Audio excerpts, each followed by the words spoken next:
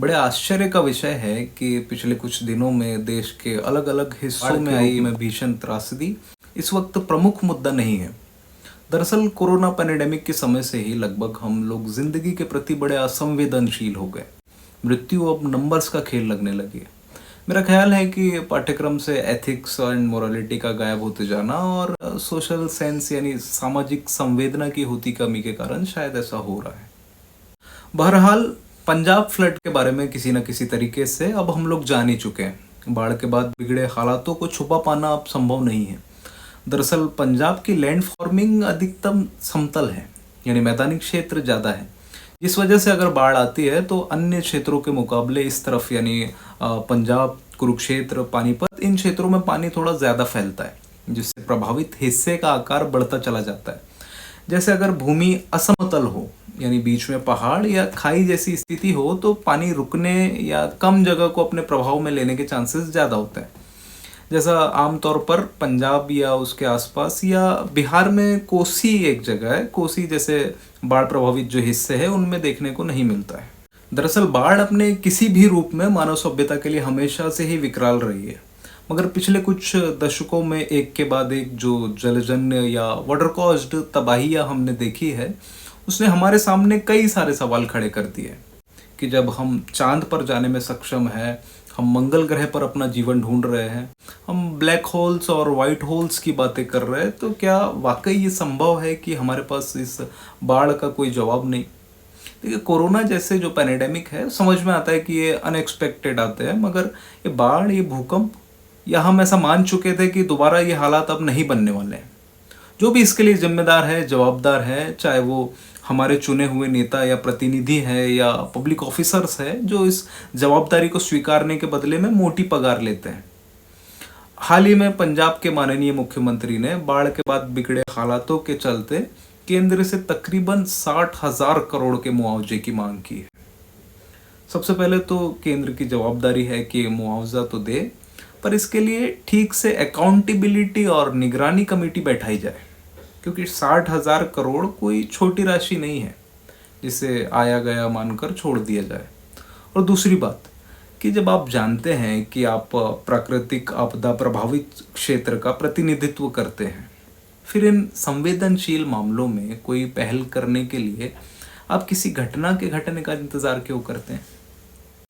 खैर, मेरा ऐसा विश्वास है कि वहाँ पर काफ़ी योग्य और समझदार लोग बैठे हुए हैं जो समझते हैं कि क्या ज़रूरी है और क्या नहीं, पर मायने ये रखता है कि वो करना चाहते हैं या नहीं। बहरहाल देखते हैं कि बाढ़ के लिए मुख्य रूप से क्या जिम्मेदार कारण हो सकते हैं।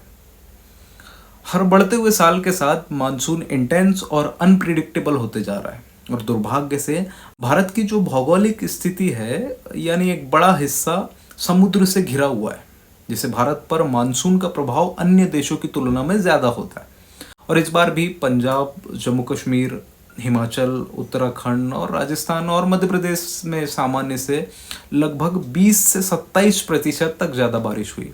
अब ये 20 से 27% सुनने में भला ही छोटा सा लगे, पर दरअसल ये एक बनी हुई व्यवस्था को परेशान कर जाने में सक्षम है। दूसरा जो मुख्य कारण है वो है डैम्स या बांध। देखिए, पंजाब के दृष्टिकोण से पंजाब का जो नाम पड़ा है वो नदियों की वजह से पड़ा है। पंजाब यानी 5 नदियों की भूमि, जिनमें है रावी, व्यास, सतलुज, झेलम और चेनाब। और इन 5 नदियों और इनके अलावा एक इंडस यानी सिंध नदी को हमने इंडस वाटर ट्रीटी के तहत पाकिस्तान से शेयर किया, जिसमें जो वेस्टर्न रिवर्स है, व्यास, रावी और सतलुज, ये भारत के संरक्षण में आती है, यानी इनका जल उपयोग भारत के अधिकार क्षेत्र में आता है। अब इन 3 नदियों पर हमने 3 बड़े बड़े बांध बनाए। व्यास पर पौंग बांध, रावी पर रंजीत सागर बांध और सतलुज नदी पर भाखड़ा नागल बांध। इनके विस्तार का अंदाजा सिर्फ इसी से लगाया जा सकता है कि अगर सिर्फ भाखड़ा नागल बांध ही किसी कारण से ढह जाता है तो तकरीबन 4 राज्य, हिमाचल, पंजाब, दिल्ली और हरियाणा तक ये भारी तबाही मचा सकता है। अब हमने ऐतिहासिक डैम्स जरूर बनाए, पर इसके पानी का पूर्ण उपयोग सुनिश्चित नहीं किया। कैनल्स और बैरेज को डाइवर्ट कर वाटर डेफिशिएंसी वाले क्षेत्रों में पहुंचाने में हम लोग विफल रहे। मानसून में हम क्रिटिकल पॉइंट पर आने के बाद गेट खोलते हैं, और तब तक हमारी नदियाँ जो एक पतली धारा बनकर रह गई थी, वो इतना वाटर प्रेशर एक साथ झेल पाने में असमर्थ रहती है। क्योंकि हमने अपनी नदियों को मानसून के लिए प्रिपेयर किया ही नहीं होता है। तीसरा जो मुख्य कारण है वो पॉलिटिकल एंड डिपार्टमेंटल है।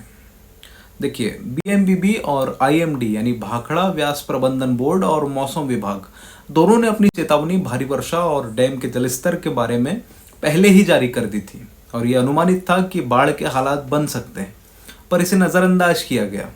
अब सभी प्रतिनिधि दल एक दूसरे पर आरोप प्रत्यारोप कर रहे हैं, जबकि सच ये है कि इसके लिए जितने प्राकृतिक कारण जिम्मेदार हैं उतने ही प्रशासनिक लापरवाही का भी रोल है। दरअसल 1980 में भी पंजाब में कुछ इसी तरह के हालात थे, तो इन सब से निपटने के लिए राष्ट्रीय बाढ़ आयोग का गठन किया गया और उनसे सुझाव मांगे, जो उन्होंने दिए भी, जैसे नदियों से नियमित गाद हटाना, नदियों के आसपास इंक्रोचमेंट यानी अतिक्रमण हटाना और रिजर्वायर वगैरह डेवलप करना।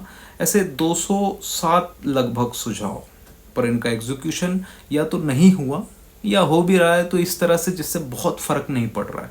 नतीजन 1998, 1993, 2019 और अब फिर ये दुखद है कि हम जिन्हें अपने लिए फैसले लेने के लिए चुन रहे हैं, हम जिन्हें अपने से बेहतर समझ रहे हैं, वो हमारे प्रतिनिधि या पब्लिक ऑफिसर्स, उनका विकास निरंतर हो रहा है, मगर शायद वो अपनी जिम्मेदारियां भूलते जा रहे हैं।